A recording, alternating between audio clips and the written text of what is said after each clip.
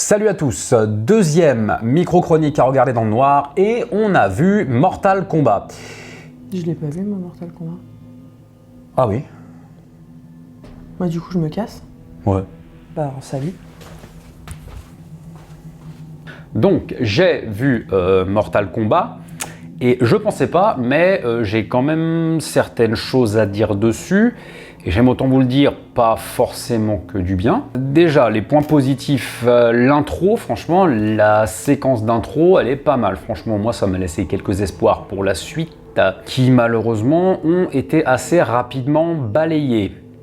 Alors, je vais tout de suite commencer, je vais lâcher le mot. Pour moi, on est devant un nanar pur jus, hein, vraiment du bon gros nanar qui tâche. Déjà, qu'est-ce qui va pas dans ce film? Au niveau des personnages, il y a un truc que j'ai pas compris. C'est le personnage principal. Dans la mythologie de Mortal Kombat, tu as quand même des personnages qui sont déjà écrits, qui ont un background. Alors, toute proportion gardée, ça reste un jeu de combat, donc le scénar à proprement parler, on va pas s'attarder sur le sujet, c'est pas forcément ce qu'il y a de plus recherché, mais tu as des personnages qui ont un background, qui sont déjà écrits. Pourquoi tu t'emmerdes à écrire un personnage principal complètement random, sans background, dont tout le monde se contrefout? Bon, je suppose qu'il fallait un personnage pour moderniser un peu le truc. Il fallait un personnage qui fasse du MMA, et des personnages qui font du MMA, de mémoire, il n'y en a pas dans les Mortal Kombat, donc voilà. Ce personnage, moi personnellement, j'en avais rien à foutre du personnage principal, qui plus est, qui est un descendant de Scorpion. Bon, ceux qui ont joué au jeu le savent, quitte à explorer la rivalité entre Scorpion et Sub-Zero, prends Scorpion et Sub-Zero, pas un personnage complètement random que tu as écrit à l'arrache sans aucun background, donc déjà ça. Ensuite, le film, il fait quand même assez cheapos, j'ai trouvé. Au niveau des costumes, moi j'ai un peu l'impression de me retrouver devant des cosplays low cost, pour certains. Principalement le personnage de Kabal, quoi. Son costume, il fait quand même très très fake. Il y a des partis pris que je comprends pas. Le fait de faire de Sub-Zero le personnage le plus craint et le plus redouté du film, ça tient pas la route, étant donné que dans le même film, tu as le personnage de Goro, qui est quand même un des boss de la saga Mortal Kombat, qui est expédié littéralement en 3 minutes. Enfin, le film fait un peu n'importe quoi à ce niveau-là.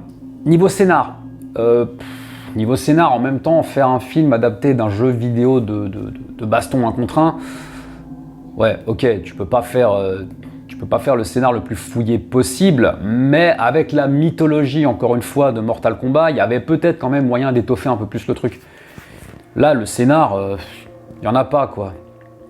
Même certains personnages principaux, je vais prendre l'exemple de Liu Kang, le mec arrive littéralement comme un cheveu sur la soupe, voilà. On le présente pas, on l'introduit pas, juste il est là et démerde-toi avec ça.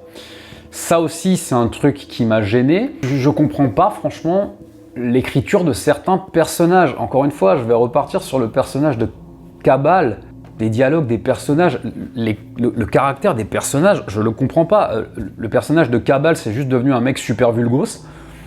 Et le personnage de Kano, je vais même pas en parler parce qu'ils en ont fait juste un gros beauf, quoi. C'est vraiment juste un gros beauf buveur de bière, misogyne, tout ce que tu veux. Enfin putain, moi c'est pas l'image que je me fais des personnages de Mortal Kombat, quoi. J'ai quand même l'image d'un truc un peu plus sombre, etc. Là le film, franchement, au niveau du scénar, au niveau des dialogues entre les personnages, ça se résume à des personnages qui balancent de la punchline toutes les 3 lignes de dialogue. Et quand je vous parle de punchline, je vous parle de punchline que Steven Seagal ou Chuck Norris auraient même pas osé sortir, hein. Je suis Kung Lao, descendant du grand Kung Lao, le célèbre champion de l'Ordre de la Lumière. Jamais entendu parler. Donc il y a beaucoup de choses qui vont pas dans ce film pour ça. Après, parmi les points positifs, parce que bon, il y en a quand même, je vais pas être de mauvaise foi. Là où le premier film de Paul Anderson était très soft, très édulcoré par rapport au côté ultra violent de la saga Mortal Kombat, celui-là, il est plutôt généreux dans le genre. Parce que je parle de mythologie de Mortal Kombat depuis tout à l'heure. Là, la mythologie, elle est plus ou moins respectée dans le sens où tu as les célébrissimes fatalities et tout ça, t'as le côté ultra violent des combats qui est retranscrit. D'ailleurs, c'est pour ça que je vous en parle, hein, parce que même si c'est pas un film d'horreur, il y a quand même une dimension horrifique, parce qu'il y a quand même des passages graphiques assez trash, assez gore. Les combats cassent pas 3 pattes à un canard, ils sont pas super originaux, mais par exemple, t'as la confrontation, en gros, que tous les fans de Mortal Kombat attendent, à savoir la confrontation entre Scorpion et Sub-Zero, qui est assez bien foutu, ça, on va pas mentir. Maintenant, encore une fois, je crois que j'ai dit à peu près tout ce que j'avais à dire sur le sujet, parce que, comme dit, c'est une critique plus ou moins à chaud, quoi, je l'ai vu hier soir. en VOD. Pour moi, on est devant un authentique nanar, quoi. J'ai pas peur des mots. Franchement, je pensais pas dire ça un jour. Mais putain, j'ai presque préféré celui de Paul Anderson quand même. Parce qu'au moins, le film avait le mérite de moins se prendre au sérieux. Là, celui-ci, il est très premier degré, il se prend très au sérieux. Le problème, c'est que c'est ça qui le rend ridicule. Pour moi, franchement, j'en attendais pas grand-chose, mais pour moi, on est devant un authentique nanar. Je pense que j'ai fait le tour du sujet. J'ai plus grand-chose à dire dessus.